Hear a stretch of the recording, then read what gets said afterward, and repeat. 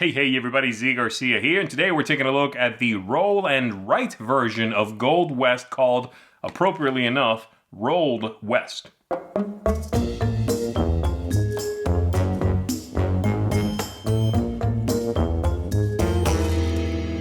In this game, the players are going to be rolling dice on their turns, and they are going to be using those dice to, well, mark off a series of different things on their dry erase board.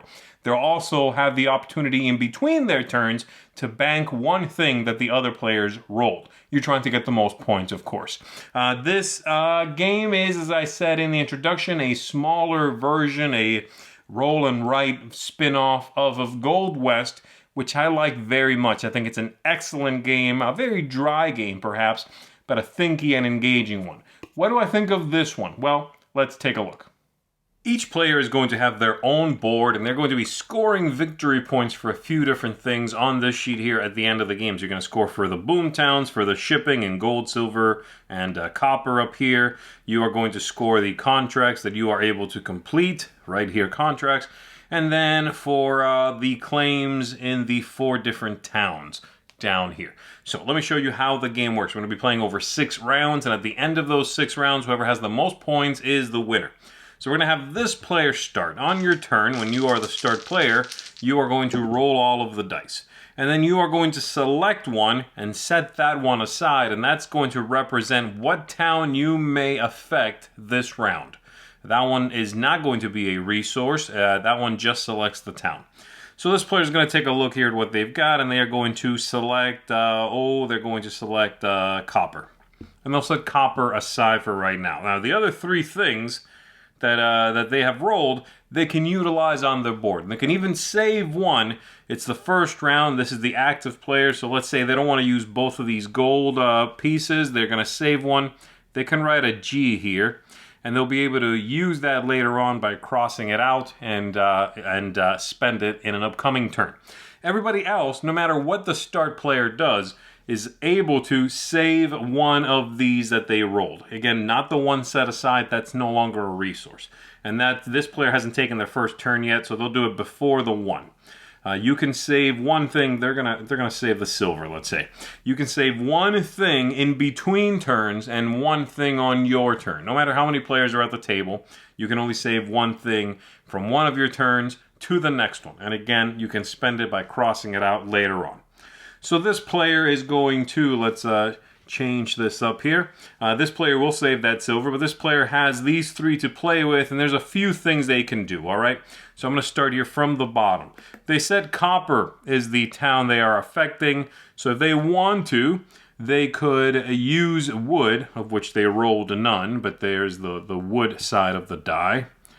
They can use wood to put out these settlements and claims. So a single wood is going to let you put the triangle there and make some progress in that. In this case, again, it was copper, so let's say they did get that. They could put a triangle there and start the claims in that town. Now, if you have 2 wood, you put a triangle and then followed by a circle. And that gets you 2 progress on that track, whatever the active track is. So that's the first thing there at the bottom that you can do. As you are passing spaces, you are scoring victory points for the end of the game. All the numbers are victory points. And then over here, we have some scoring for the end of the game for majorities. Whoever has the most is going to get the larger number. Second place, the smaller number. Here in the center, we've got the contracts, and they are very lucrative but very expensive as well. As you can see, the combinations of metals that are needed are very large. So for example, at the very beginning here, 4 copper will get you 8 victory points. If you manage to have some copper saved up, possibly roll some new one, you can claim that. If you do so, you will circle it. And everybody else must cross that off. So nobody else will be able to get that one. And then all the way back here, you've got 5 gold for 15 victory points. Very nice. Then here we've got the wagons, the different shipping lanes. You are going to use whatever metals you want to cross off the spots, try to make it all the way to the end, and gather some victory points along the way as well. So in this case, with my 2 gold, this player could cross that one off, cross that one off. That's going to be 2 victory points. And then lastly, we've got this boomtown area up here, in which you can use 2 different metals, or the same metal, but two instances of it, to gain one of these scoring bonuses, and they do different things. So, for example, silver can get you the middle, which is just straight up 6 victory points. If you claim that, this player has gold, for example. So gold, they could claim this one. Everybody else will cross off that spot. They cannot use it. And in this case, this one says for every one of these contracts you fulfill, 3 victory points. So maybe that's what this player is going to attempt to do. Gain this bonus early because of what they rolled here, and then try to get some of these contracts fulfilled so that they can get not just the numbers in there, but 3 per completed. So that's how that works. And you get victory points for a few different things. This one gets you a victory point, 1 victory point per contract, and 1 victory point per boomtown building. You're going to get 2 victory points for every circle. You are down here, every one of these advanced spots, and so on. Different things, basically. So there you go. That's how that works. Once this player is done figuring out what they're actually doing with these 3, and I'll go ahead and not utilize so many things. Let's say they did gold, obviously didn't get this or that. So they've got their gold. They went ahead and got that building in the boomtown, and this player had to cross it out.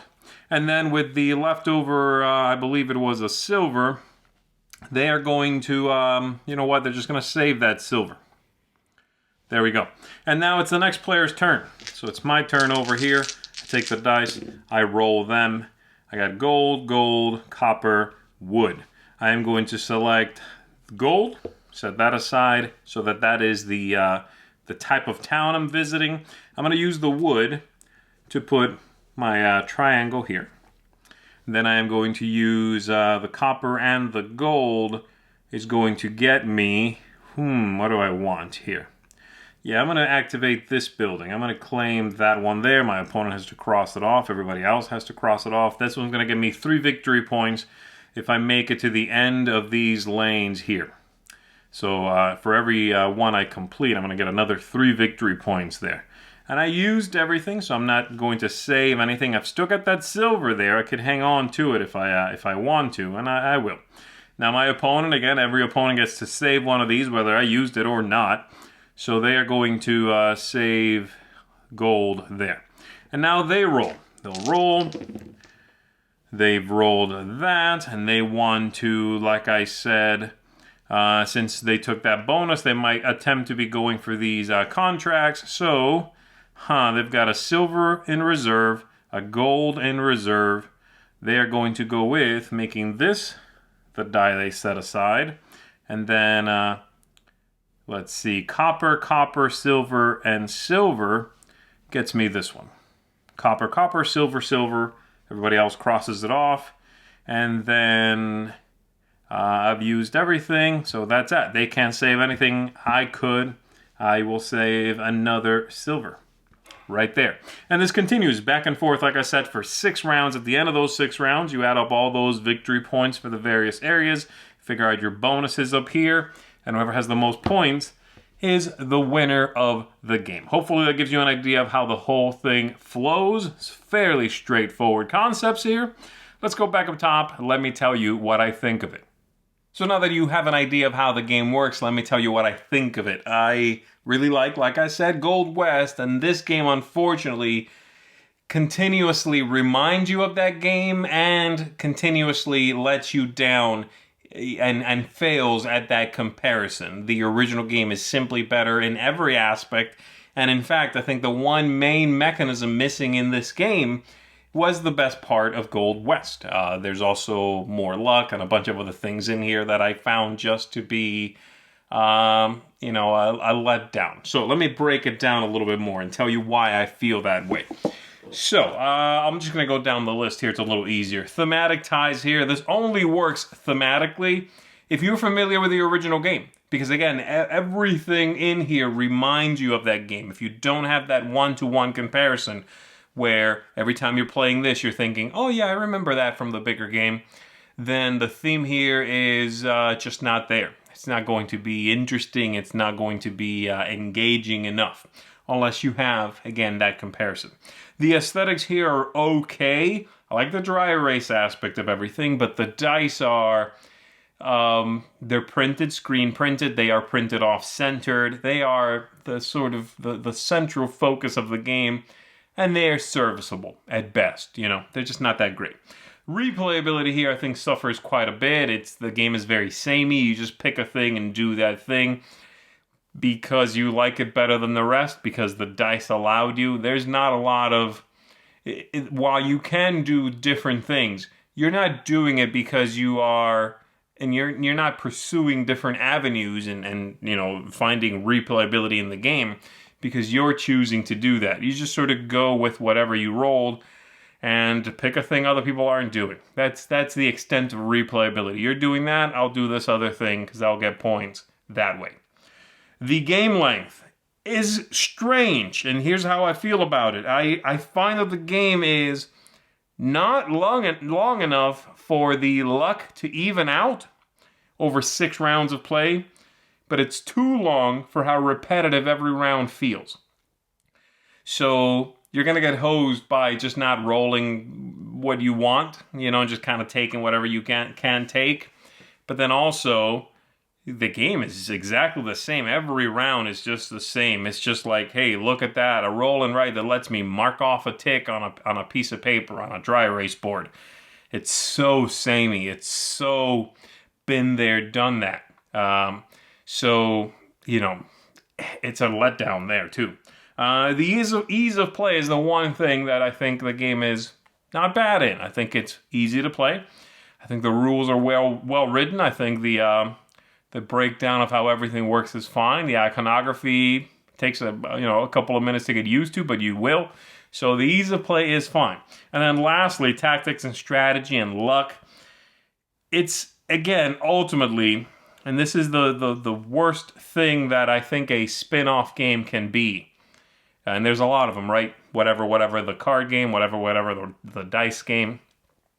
I think the worst thing those games can be is a pure imitation of the original thing, but not as good, not as fresh, not as interesting. Maybe slightly shorter, right? Like that's what they've got going for them. I think the good ones both remind you of the bigger game and are a solid game in their own right. If you've never played the other one, you'll play that one and go, this is a good game. I don't care that I haven't played the other one. If you have, you'll draw comparisons, otherwise it won't matter. This is just the original game, but worse.